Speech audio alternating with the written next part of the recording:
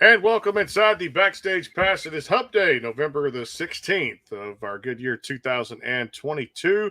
Hard to believe next week is Thanksgiving. I do not know where time is going, but the great thing is we'll be off next week. Maybe we might do a show. Got a surprise or two in the works. We'll see how things go depending upon my travel schedule and other things out there as they kind of prolong themselves, but a good time to relax and spend time with family too, with most people going on vacation coming up this weekend. As we're presented by our friends over at Bangtail Whiskey. Check them out. The holiday drink of choice is Bangtail Whiskey, bangtail.com, or you can actually find it on the Easy Liquor app out there and get that bottle sent directly to your door. We always say drink responsibly too out there with your glass of Bangtail Whiskey for the Thanksgiving and Christmas holidays forthcoming here. And also too, we're live on the YouTube channel and at the sportsguyspodcast.com, where you can catch all the archive shows out there. And our featured artist of the day is a guy I've been talking to back and forth behind the scenes a little bit here and there. And finally, we got the schedule and timing right to get him on the show. You know him from The Voice, and he's a great country music singer out there. Berritt Haynes joins us here on the Backstage Pass. Berritt, how you doing? I'm good. How are you? Man, just hanging in there. It's almost the holidays. Can you believe it?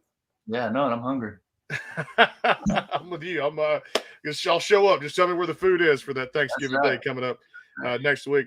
Hey, let's talk about your experience there. You know, we've seen what The Voice has done to catapult the careers of some of the best artists, younger artists now in the industry, and you know, artists that kind of need that extra push. You know, when you were involved in that competition, just kind of walk me through. Was that something you were thinking about trying out for, or were you pretty much had your mindset on I'm doing this, or was it just kind of by chance that you took that leap of faith? And tell us about that competition and how that got you out there more even nationwide. So I had auditioned for The Voice a couple times before I actually made it. Me and my mom stood out in the rain and cold, and I auditioned 10 days after I had a internal defibrillator placed when I was 14 for The Voice. But I've always wanted to be on the show. I've always wanted to be on a live television show. How I got on the show when I was 19, my mom sent in a video of me singing "Tears in Heaven" by Eric Clapton, and I just got through the preliminary rounds and all that stuff, and they asked me to come out to California. Got out there. The whole experience of the show is just amazing. It's incredible. There's no words you can say to actually tell somebody how cool it is, because there's just so much you could tell somebody. You could talk. We could literally sit here and talk for hours about that show. That's just how much stuff there is, and that's not even behind the scenes stuff. That's just stuff that I can tell you. It's just super cool, super fun to meet everybody and meet all the contestants, be a part of that show.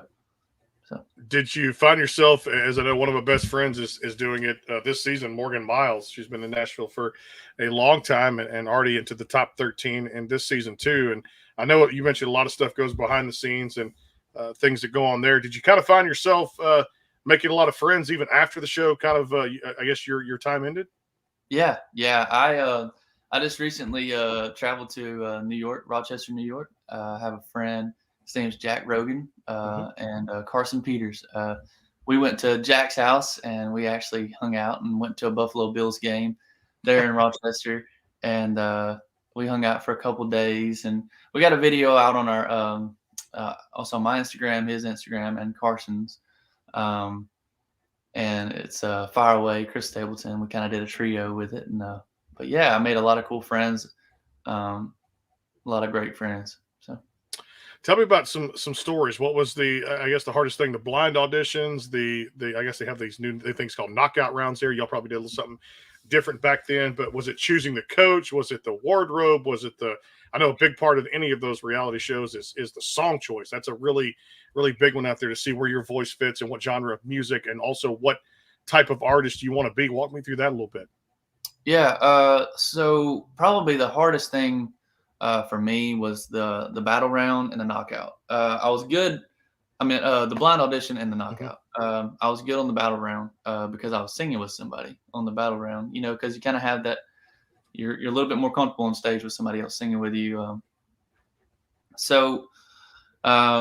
the blind audition, you know, that's when you're trying to get that first chair, just trying to get a chair turned so you can be on a team. And that is so nerve-wracking. You have the coaches right there in front of you, and you have 150 screaming people behind them, and you know, it's just it's really fun. It's really cool. You're on this big stage and everything. Probably the hardest part for me was the blind audition and the knockout, just because of my nerves. My nerves kind of got the best of me in both of those, and it does that to just about everybody. But I think it really kind of got to me on those. But you know, and learning the music, it's, you know, and how they pick the music, you know, and how you pick the music, it's a little bit different than any other show. But you kind of like adapt to the ways that they do it. So how important, and I know this is always comes up, and I kind of mentioned it during the last question there, but how important is, especially for a competition like this, how important was song choice for you as an artist? Not necessarily like crazy important, because I sing a lot of different stuff. I sing country music, I can sing pop, I sing alternative, like some John Mayer stuff. So it didn't really matter to me what they picked, as long as I knew and I could learn the song, and it was in my vocal range. So, you know, like in the battle round, like in the beginning, I sang Mercy in my blind audition, and then my battle round, I sang Yellow by Coldplay. And then in the knockout round, I sang I Swear, John Michael Montgomery. And so I kind of split the difference. You know, I sang country first and last, but I had Yellow in the middle. And, you know, that kind of just showed everybody that I can sing other than country.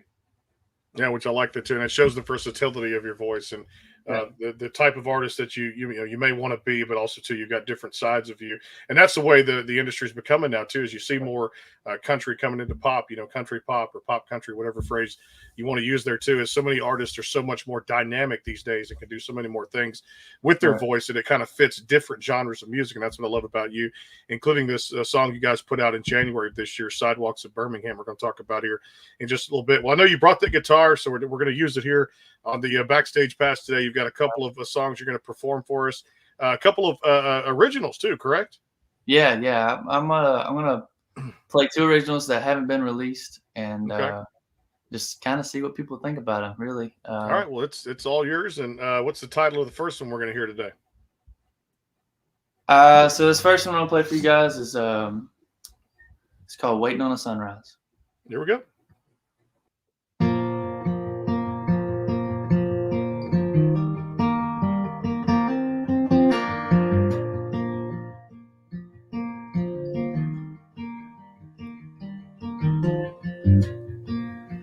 If I was a better man,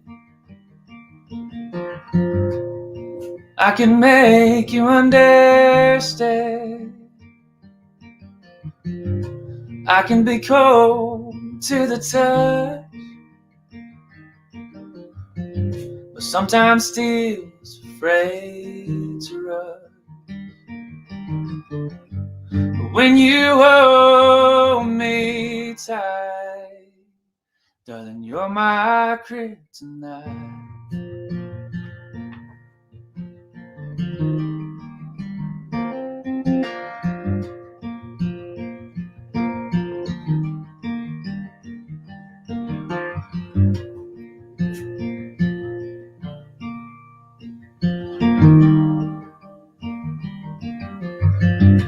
I love you means nothing at all. We built a house and you built a wall. So she took the summer and I took the fall. We didn't seem to care at all. Looking for the love that's in your eyes. Looking for the love that's in my eyes. Like a blind man waiting on a sunrise. All I want is your love. All I is your love. So baby, come back to me. All I need is you. All I want is you. So hold me tight. All I want is your love. All I need is your love. So baby, come back to me. All I need is you. All I want is you. So hold me tight. Be my kryptonite. Be my kryptonite.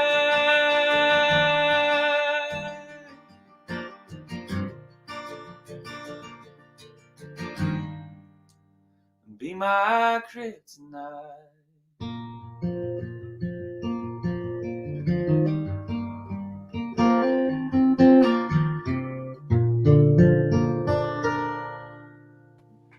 Man, you make it look so easy, brother. No doubt. Berritt Haynes back here on the Backstage Pass. Your voice is so versatile. Like I said many times here on the show, it can go crossover so many different genres of music. And I'm sure you've gotten that comparison a little bit to the John Mayers and the Charlie Puths and things like that too, which is great. Some viewers tuning in. Donna, God bless you too. Thank you for tuning in. Rick from Canada too as well. Sounding awesome. Great song. Appreciate that.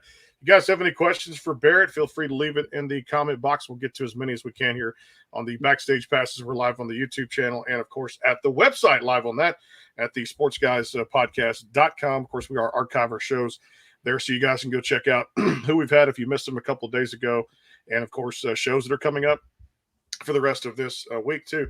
Going to take a quick time out, too, and definitely come back and talk a lot about the single you guys put out called Sidewalks of Birmingham, which is out there nationwide for everybody's listening pleasure. And then, of course, the plans coming up as we close 22, get ready for the holidays. And I'm sure Berritt's got a lot of cool things coming up for 2023, including the song right there that he just played for us. And thank you for saving that for us here on the show. We're debuting those singles that haven't been heard yet here on the Backstage Pass. We'll come back, time out for our friends over at Bangtail Whiskey. Folks, if you're looking for that holiday drink, there's no better place to look than EasyLiquor.com. The website is at the bottom of the screen there, and it's 750 milliliters of enjoyment when you get it sent to your door. Online shopping has become the nationwide thing now, so definitely make sure EasyLiquor.com is on your list, and go grab some merchandise at Bangtail.com here from all of us at the Backstage Pass, and happy holidays too. It's never too early to start saying that here on the show. Quick timeout, coming back with Berritt Haynes. It is the Backstage Pass. Hang tight. The Bangtail pour is comprised of a sweet corn mash base. The front has a subtle sweetness and not too sharp. It has notes of a medium char or white oak for a smoky flavor in the middle, and the tail has a super smooth and warm finish. Go behind the scenes with some of the biggest artists in music today with the Backstage Pass, powered by the SportsGuysPodcast.com. Join Brandon Morrill and his co-host Kirsty Krause as they talk to rising stars and legends about their music careers. Listen to their latest tracks and learn fun facts about the men and women behind the music you love. And be sure to tune into the Backstage Pass Monday through Friday from 3:30 to 6:30, powered by the SportsGuysPodcast.com. And welcome into the Backstage Pass. And back here on the show again, it is the Backstage Pass, of course, live for your Berritt Haynes, our guest here on the show today, presented by our friends over at Bangtail Whiskey. Check them out, EasyLiquor.com too as well, and to definitely get that bottle sent directly to your door. Back here with Berritt Haynes on the Backstage Pass, talking music and then some. Happy holidays to everybody out there, especially if you've started celebrating a little bit early. And, of course, happy early Thanksgiving to everybody out there coming up next week on Thursday. Tomorrow, we got a doubleheader on the show. Great Christian singer Justin Warren is going to join us here on the Backstage Pass, and then also one of my Nashville favorites, country artist Kimberly Kelly, at 4:30 tomorrow as we go back to back. And then on Friday, we're going to wrap it up. Tiffany Woys is going to come by on the show. She's got a new podcast out there. We're going to talk everything music and everything with our friend Tiffany Woys there from Nashville, Tennessee. Well, I'll tell you, Berritt, as we close the year, I'm going to kind of put this question out there because I know it's the time of year to start asking for it. As we close 22, what are you most thankful for? Well, what I'm most thankful for is really my family and how supportive they've been of me pursuing this dream that I'm trying to achieve. That and a lot of people always say family, but I really am thankful for my family, and I'm really thankful for all of the things that all the things that they've given me, and just being there every step of the way, and supporting me. So I love that too. And you're the first one to answer that question as we wrap up into this next week too, which is out there. But I know everybody's got a lot, including myself, to be thankful for. No doubt, my family and just the support they give us here on the show. You mentioned your family there too for your career, no doubt about it. Well, tell me about this as we break it down for the single that came out for you guys, which was "Sidewalks of Birmingham." Give me the story behind that, because I know I really understood the message the first time I heard it, and the second time I hear it, it comes out a little bit more clear because you're really diving into the lyrics a lot too, and really focusing on what those lyrics mean. Where did you guys come up with the title, the writing? Tell me all about this one. So this song, Jerry actually let me just collaborate a little bit of this on it with him, and he had shown me the song before, and I'm like, man, that's a great song, and I'm like, what's the story behind this song? How did you write? How did you come up with this? And so it all came along from a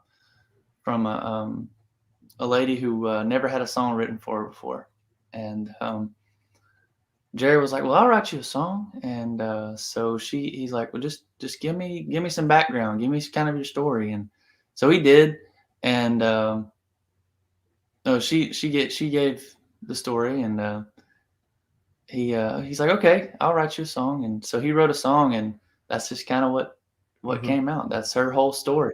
Sidewalks of Birmingham is where she lived. She was poor on the streets of Birmingham, and she got into some trouble with the law and stuff like that. So, yeah, it really, and it makes you think about life in general, about the different twists and turns that we go on. And I think you mentioned, like I said, the person you're referring to there, Jerry Wolf, is one of your inspirations. I know there too, and that's what I tell you, man. A great guy, just a great person there too. And the song really stuck out to me because, like I said, on those twists and turns, we do have to go.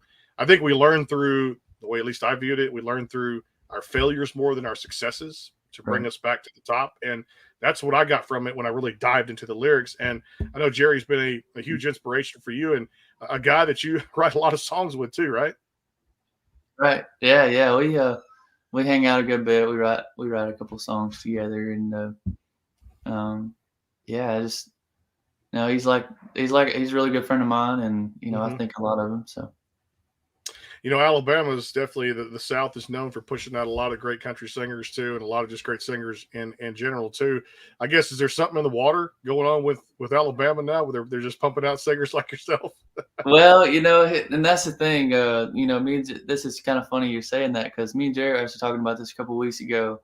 I grew up singing in church, and a lot of it, I think a lot of it has to do with growing up singing in church.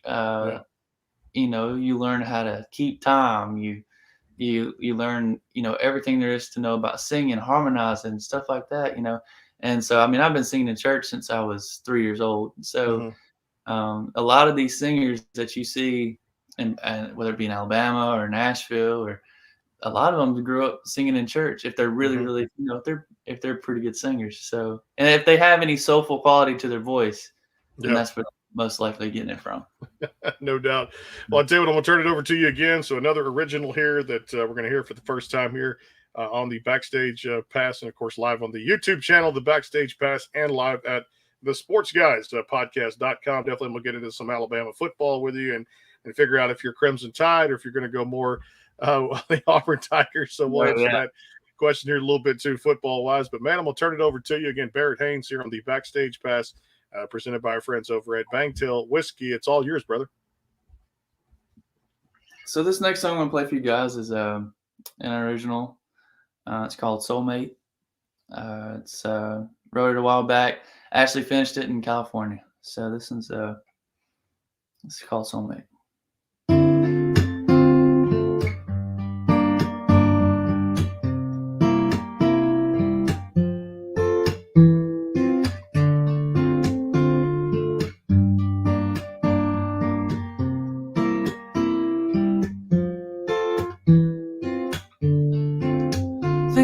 buy that diamond ring, the finest set of shiny thing.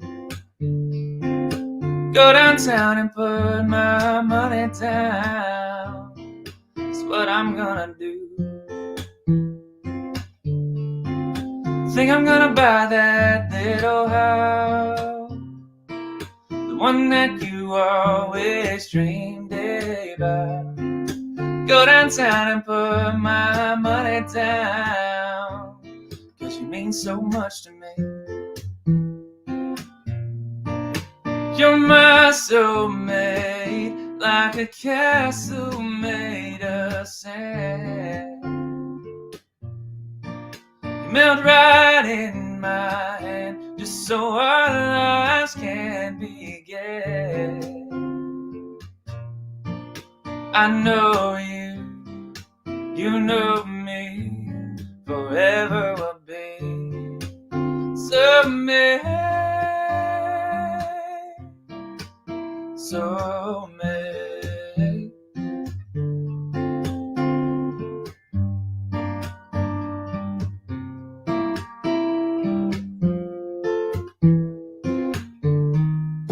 And in 50 years when there's silver in our hair, I'll be a happy man just as long as you're right there, yeah. You're my soulmate, like a castle made of sand. You melt right in my hand, just so our lives can begin. I love you, you love me, forever will be soulmate.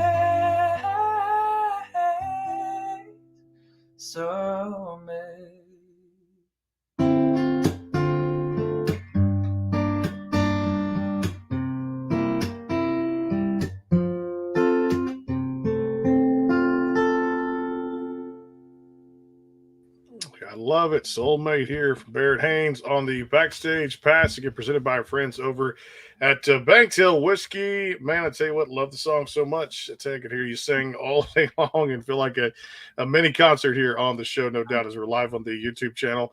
And, of course, at the sportsguys podcast.com, so you guys can check it all out there. If you missed anything today or any of the shows we've done every day, we archive everything there at that very website. One last time out here, we're going to come back and talk some sports questions. Nothing too crazy with Berritt here, but of course the favorite teams of college, NFL, baseball. Of course, he sees the hat that I'm wearing down here. Proud to be from the South here in Texas. So we took that World Series and took it outright this year against the Philadelphia Phillies. We'll come back. Word from our friends over at Banked Hill Whiskey, and definitely we'll come back and talk some sports. And don't forget, tomorrow, Justin Warren, a great Christian artist, is coming on the program with us about 4 o'clock, and then 4:30, our good friend Kimberly Kelly out of Nashville, Tennessee. We'll talk about her new songs and new music out there too tomorrow at 4:30 with Kimberly Kelly. Hang tight, a word from Banked Hill coming right back. The Banked Hill pour is comprised of a sweet corn mash base. The front has a subtle sweetness and not too sharp. It has notes of a medium char or white oak for a smoky flavor in the middle, and the tail has a super smooth and warm finish. Go behind the scenes with some of the biggest artists in music today with the Backstage Pass, powered by the SportsGuysPodcast.com. Join Brandon Morrill and his co-host Kirsty Krause as they talk to rising stars and legends about their music careers. Listen to their latest tracks and learn fun facts about the men and women behind the music you love. And be sure to tune into the Backstage Pass Monday through Friday from 3:30 to 6:30, powered by the SportsGuysPodcast.com. And welcome into the Backstage Pass. And back here on the show again, Berritt Haynes joining us here on the Backstage Pass. Of course, tomorrow, as I mentioned there, Justin Warren, a great Christian singer, Kimberly Kelly, as we go back to back tomorrow with a two-step there, 4 o'clock with Justin Warren, 4:30 with Kimberly Kelly, and we wrap up our week here on Friday about 3 o'clock with the Nashville recording artist Tiffany Woys will come by here on the program. And, of course, here in a few weeks, we'll have some great shows, so hang tight with that, including one I'm looking forward to. If you love Guns N' Roses, you'll hear from Richard Fortus here in December coming up on the Backstage Pass with Guns N' Roses too. He's got a cool project out there with a gentleman by the name of Berritt Haynes. Looking forward to talking to on the rock side of things. So I'll tell you, Berritt, as the holidays wind up, people will be watching college football. I'm an Aggie. It's been a rough year for us in the SEC, so we'll not go there and talk about the 3-7 record and missing the bowl season coming up. We'll be lucky to win these last 2 games against UMass and LSU, particularly really LSU for that matter. But missing a bowl game for the first time I think I heard today since the 1960s, 1970s, something like that, being a Texas A&M Aggie. Are you Crimson Tide or is it Auburn Tigers? I'm an Auburn Tiger. Yeah. So we're not doing too hot this year either, but you know, I think the coach situation might be starting to level out, and you know, we got a really young quarterback as well. So and he's good, but he's just unexperienced. I think he could potentially be really, really good for the team, and because man, he's a great runner and he's a great passer. So I think he'd be real good eventually. But yeah, I was up in College Station last weekend taking care of some business, but at the same time we were watching at one of the pizza places up there we'd gone to, and I said, yeah, they're really struggling to score points in this game, and that was a game played there in Auburn, no doubt, and losing by 3, waking up to that score, I was like, it's nothing new for the Aggies. It's been a tough year, but we still got hopefully the #1 recruiting class and a recruiting class coming into. But it's always cool when those two get together, and I believe here in a couple of weeks with rivalry weekend coming up for the rivals out there, it's going to be Auburn and Alabama playing in the Iron Bowl again. So I know you're looking forward to that one too, right? Yeah. I'm looking forward to it. I think it could potentially be a pretty good game, which Iron Bowl always is a good game, win or lose for Auburn or Alabama. You know, it's in Alabama, you know, they're on the struggle bus for some reason right now too. So I don't know what's up with that, but I don't know. I think Auburn might have a decent chance if they get it together. They can score some points. Yeah, that's the truth. You got to score points, no doubt. And they're feeding off the emotion, I was going to say, with Cadillac Williams, who used to be who's the, I guess, interim coach there now. But Cadillac Williams, who was a great pro and loved his game. And, of course, an alum there for the Tigers, too, and now back in the coach's chair, no doubt about it. And he for that first game since the unfortunate firing of the previous head coach there with the Tigers, feeding off that emotion and just driving the kids to want to play well. And I think Cadillac's got that kind of drive and determination to hopefully be named permanent coach. What's your thoughts on Carnell Cadillac Williams becoming that permanent coach maybe at the end of the season? Yeah, I think he could be a good fit. Honestly, I think he's got, like you said, he's got the energy. He's got the love for Auburn. And I think him being head coach for Auburn could potentially really kind of open up new things for Auburn. You know, as far as football goes, and I feel like he could do. I feel like he could do some real good with that. Yeah, I'm with you on that too. Because, like I said, I did watch a piece of that game against A&M last week, and definitely saw some signs there. Where, having been a former coach myself, saw some signs there where you have that. You mentioned the drive, determination, the will to be there for the kids and get the kids to buy into your system, your scheme, things like that, and make them. Because once they're believers, as you know, man, the rest is kind of out the door when it comes to them just going out there and executing the plays and doing what they're known to do. Because it's, again, you got 5-star athletes that go there too, and some guys you just need to kind of hear sometime a change of voice is the best thing for a program out there too, no doubt. Hey, at the pro ranks, who do you work for? Who do you root for with the pro ranks when it comes to, I guess, either NFL, MLB, NBA? Who do you root for? So I don't really watch a lot of MLB. I watch Auburn basketball. Okay. But as far as NFL, I went to a Buffalo Bills game. Yeah. So I'm a Buffalo Bills fan. So I like that. That's good. So Buffalo Bills was my first NFL game. So and you know, I've never really been huge in the NFL, but I really like the Bills team, and I like the atmosphere there, and so I'm like, shoot, why not? You know, so yeah, I'm pretty. I like Buffalo Bills. You know, my buddy, he's a huge Buffalo Bills fan. You know, in New York and Rochester, New York, they don't have very many colleges, so like you know, it's all NFL there. So he's a Bills fan. So Glad you said that too. You know who else we recently had here on the program is a huge Buffalo Bills fan. When I say this name, you're probably going to know who I'm talking about. She's killing it in Nashville now. Megan Patrick. You probably heard that name. And she just came on a few weeks back, and we started the broadcast, Berritt, with the Bills talking. We went about 8 minutes in. I hadn't even got to music yet. And I went, whoa, Josh Allen and Gabe Davis. And we're talking about, Devin Singletary and Dawson Knox and all these, Stephon Diggs. And so it was just, it became, well, that's Grand Slam sports music. Now people know what it's all about when we really incorporate the two together too. All right, let me get to the fun stuff here. Favorite movies or cartoons? What did you enjoy growing up? Let's see. Movie was Fox and the Hound growing up. Okay. Cartoon was when I was little, it was Clifford. Clifford, yep. And then just whatever. I like Disney. I like all the Disney stuff. I like all that stuff. Cartoon Network, I like that. That's a good one now, which has now become for my kid, my young one's Disney Plus, and she loves that because every time she comes home from school, she's always like, "Daddy, can I do blank blank?" I'm like, "Got your homework done? You got this done?" And we can watch Frozen. We can watch Toy Story. We can watch all the Disney. So it's I got a bone to pick too, man. Disney just went up on my subscription. I'm like, everything else is going up. I'm like, man, just I know. Tack on like another $3. Yes. Unbelievable how things are going up out there. So I wish everybody the best in these particular times, no doubt too. All right, is there a favorite food that you enjoy cooking, or a favorite food you like to get when it comes to takeout? As far as food, man, I eat just about everything. There's not hardly anything I don't eat. Mm-hmm. If it tastes good, I'm probably gonna eat it. That's just how it goes sometimes. But if I had like a favorite food, I like a good cooked steak, of course. And in a takeout food, I like Chinese. I like Chick-fil-A. Let's see. I like wings, so Buffalo Wild Wings, places like that. If it tastes good, he's going to eat it, no doubt about it. I love that too. Just as good as the music out there too.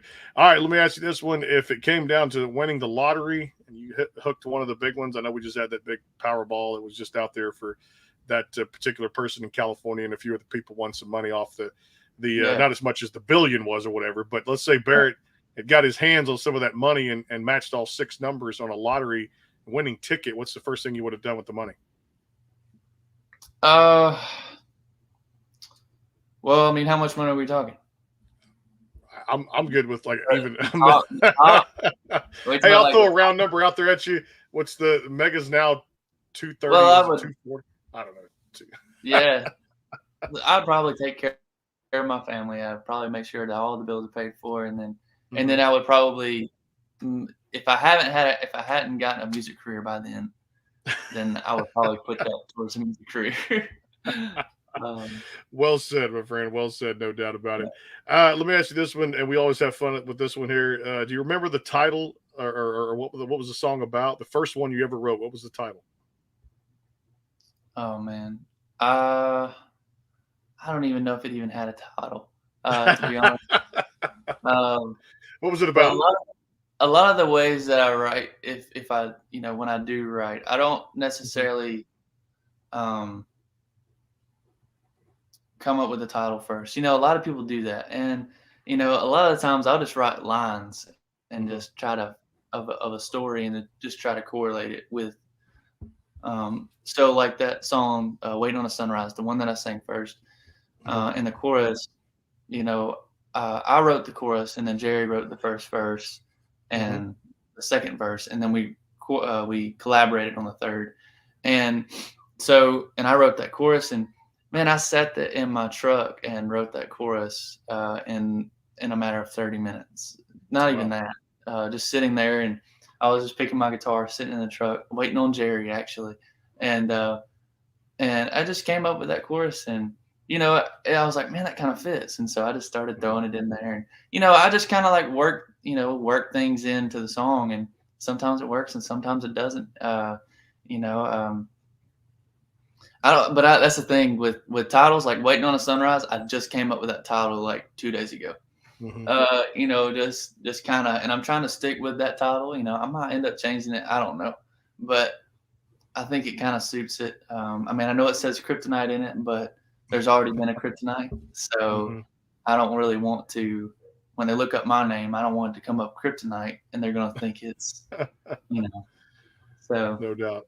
Yeah, just, and like I said, getting those hooks are the best ones to come up with those, and of course, people getting a few lines down, getting the hook right in it too, and sometimes the title is the last thing to do that. All right, most you know, as we close this year, I know that lots of what you talked about to be thankful for, you know, family and faith and friends, and you know, just healthy and stuff like that. But as we go into 23, when it comes to a personal goal, you've set for yourself, you know, we talked about some of the new music coming out too. What are you most excited about for 2023? Probably in 2023, I'd love to get some new music released. I'd like to get some bigger venues to play at, and I would love to really kind of. I'm kind of at this wall where I'm playing shows every week, and I'm doing good and I'm making pretty good money, but not where I want to be. Where I want to be is shows, you know, either on the weekends or just over like the beginning of the week or like Wednesday to Saturday, or, you know, just I want to get to that point where I'm playing shows and I feel like I'm making it. I feel like I'm jumping over that wall to, you know, I'm impressing myself is what I want to end up doing. And you know, 2023, I feel like I could really get to that point, and you know, try to make a name for myself and try to get my name out there, and hopefully the right person will notice me and I'll get a record deal. I'm with you on that too, and I know back in with Jerry too, I know it's going to happen, brother. I like to make predictions here on the show, and I've made some bold ones before. It's going to happen for you. Keep that faith and keep singing songs such as that, and keep touching people's hearts, man, and keep doing you out there too, and just being, you know, truthful to yourself and very honest, and you know, spearhead that thing into the right corner with the right group of people. And I wish you the best of luck in that endeavor, no doubt. And it's songs like you sang today, and it's songs like Sidewalks of Birmingham that's out there too across all the digital platforms. And give him a visit on all the socials out there too. Give him a like, because everybody loves to be liked out there. And Berritt, man, good to catch up. Appreciate the time, and hope you had a great experience here. First time on the show. And when that new music does come out again, my friend, feel free to come back on. All right. I appreciate you. Thank you so much for having me. You got it, my friend. No doubt. Sidewalks of Birmingham from the great Berritt Haynes out there across all the digital platforms tomorrow. Christian singer Justin Warren about 4:00, and then Kimberly Kelly about 4:30 tomorrow. Another great Nashville recording artist. Friday, Tiffany Woy's coming on, and coming up in December, a guy named Hellings is putting out there a great rock song too as well. And one of the guys that spearheaded that, Richard Fortus of Guns N' Roses, coming on here on the Backstage Pass. And of course, our good friend David Burns. And if you love Texas music, Cody Canada from Cody Canada and The Departed coming on down here.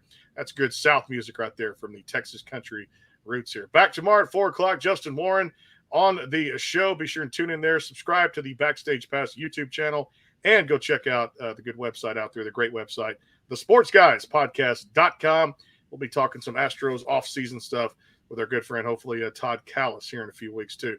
Happy early Thanksgiving. See you tomorrow on the show about 4 p.m. Central Standard Time. Until then, have a great night. We'll see you.